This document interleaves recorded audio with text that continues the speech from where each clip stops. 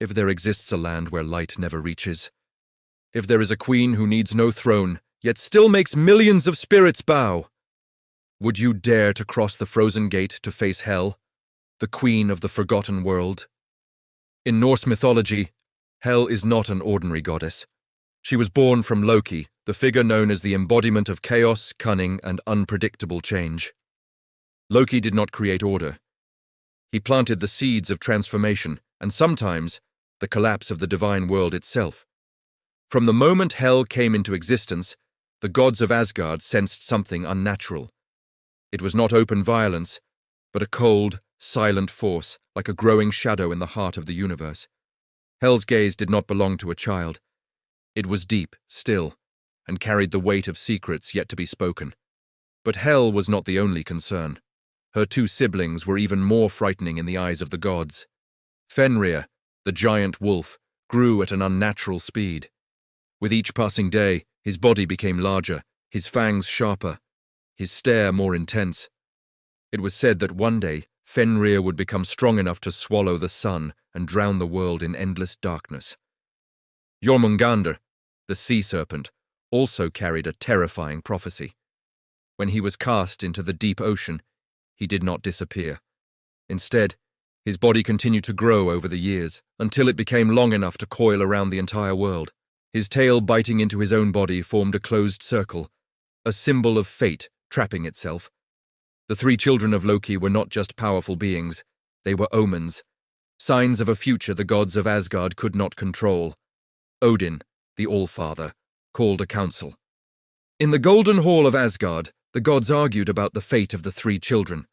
In the end, they reached a cruel but necessary decision. Separate them and remove the threat before it was too late. Fenrir was deceived into wearing magical chains. When the wolf realized he had been trapped, his roar echoed across the 9 realms, shaking the land and sky. Jormungandr was thrown into the primal ocean, falling endlessly into the cold darkness of the deep, where no light could ever reach. And Hel, her fate was different. She was not chained, she was not cast into an abyss, but she was exiled to the coldest place of existence, a realm covered in mist and ice, beyond the boundary of the living world. That place was called Helheim. There, Odin granted Hel a power that was both a gift and a curse, to rule the realm of the afterlife. From that moment on, Hel no longer belonged to Loki's family, nor truly to the gods of Asgard. She became the queen of forgotten spirits, the guardian of the gate between life and eternal shadow. And from deep within frozen Helheim, Hel began to build her kingdom in silence. Hel's appearance made even the bravest warriors turn away. Half of her body carried the cold beauty of a goddess. The other half looked as if it had been consumed by time, grey, dry, and stripped of the warmth of life. The Norse believed this form reflected her true nature. One half bound to light, the other bound to endless darkness. Hel did not need to raise her voice to command. A single glance was enough to force the world into an eerie silence. Hel's realm, Helheim, was nothing like the glorious Valhalla of warriors. There were no warm fires, no songs of victory, only thick mist, freezing winds, and a sense of emptiness stretching without end. Helheim was surrounded by the frozen river Gjoll, a dark stream so cold that even light seemed to freeze when touching its surface. The Norse believed that no spirit could enter Hel's domain without first crossing this river. Gjoll did not roar. It flowed in silence. Its surface was smooth like a mirror, reflecting the ash-colored sky and the fading shapes of spirits moving forward. Each step across the ice bridge over Gjoll felt like leaving the living world behind, piece by piece, and moving deeper into the land of eternal shadow. On the other side of the river, the gate of Helheim rose like a massive wall of ancient stone and frozen ice. Standing guard before this gate was Garmr, the Shadow Hound, a creature not created to attack, but to warn.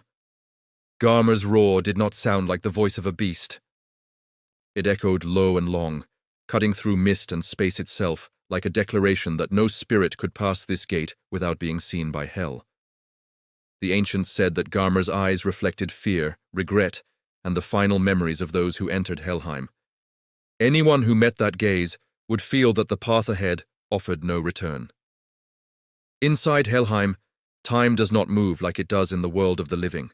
There is no sunrise to awaken hope, no sunset to mark the end of a day. Here, every moment merges into an endless current of stillness. And at the center of this frozen kingdom, upon a throne of cold stone, Hel sits, silently watching each spirit that passes through the gate, like a queen who needs no voice, yet holds absolute power. And every spirit is allowed to enter Valhalla. Only warriors who fall in honor are welcomed by Odin.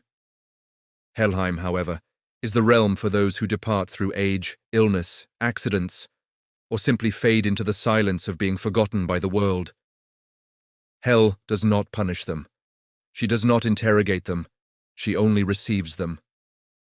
In Norse mythology, Hel is not a symbol of evil. She represents the natural law. All life has an ending. Yet it is the cold, still, and lonely nature of Helheim that makes people feel more fear than any form of judgment. As Ragnarok, the end of the world, gets closer, Hel's role becomes really crucial. According to prophecy, she will open the gates of Helheim and release the shadowed spirits toward the final battlefield. The sky will tremble, the land will crack. The old order of the gods will begin to collapse, making way for a new era. This is not just a battle. It is the moment when the world is reborn from the ashes of the past. Hel is not a monster. She is not a demon. She is the shadow that walks behind every living being.